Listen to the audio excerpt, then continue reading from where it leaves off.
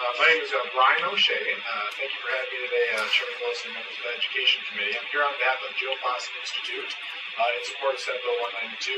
I do want to thank Senator Carpenter for introducing this important bill addressing what former Supreme Court Justice Sandy Day O'Connor calls a quiet crisis in education across the country.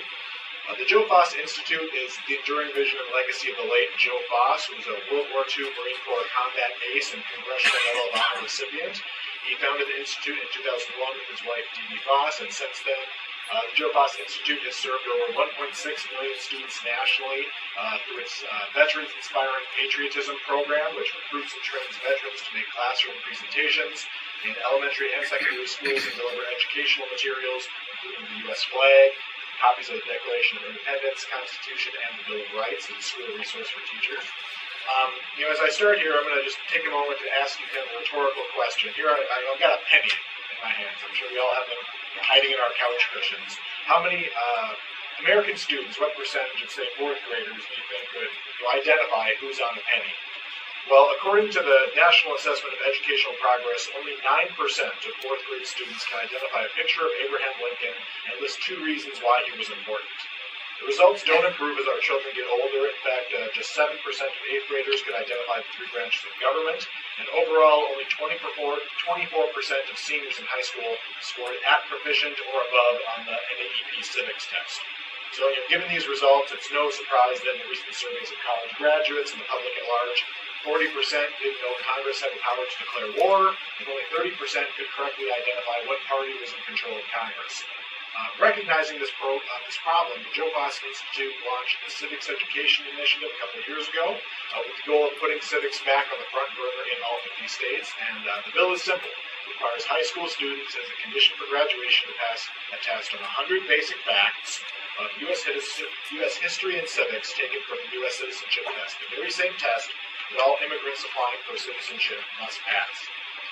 Since the launch of the initiative last year, 9 states have already passed similar legislation, and an additional 2 dozen are considering it this year. As you may know, one of the primary purposes of establishing public schools, as envisioned by Thomas Jefferson 200 years ago, was to infuse in young minds the civic virtues that would sustain our fledgling democracy. Generations of American leaders, from Roosevelt to Jefferson, knew that informing and engaging the next generation of Americans on basic civics was vital to the survival of our republic. But unfortunately, 228 years after the signing of our Constitution, few Americans understand basic facts about our government, its creation, or how it works. Civics education and social studies as a whole has become a casualty of a hyper-focus on reading, math, science, and technology.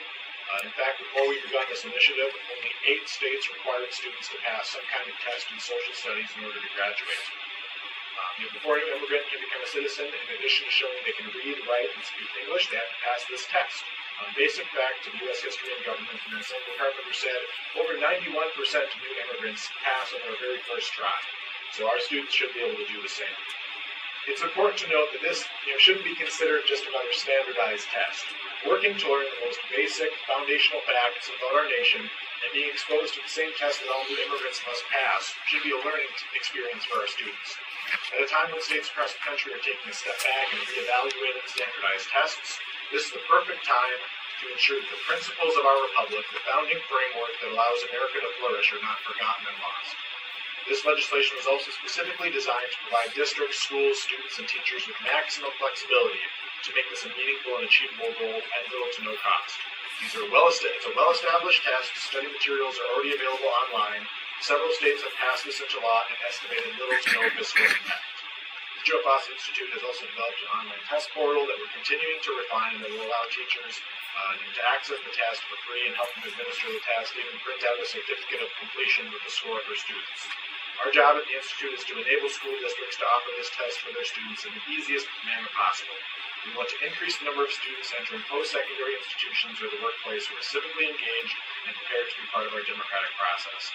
So, in closing, this bill would help us put civics back on the front burner and put it on a test that matters where it belongs so our students can graduate as actively engaged and responsible citizens. So, thanks so much for your time, and happy to answer questions if you have.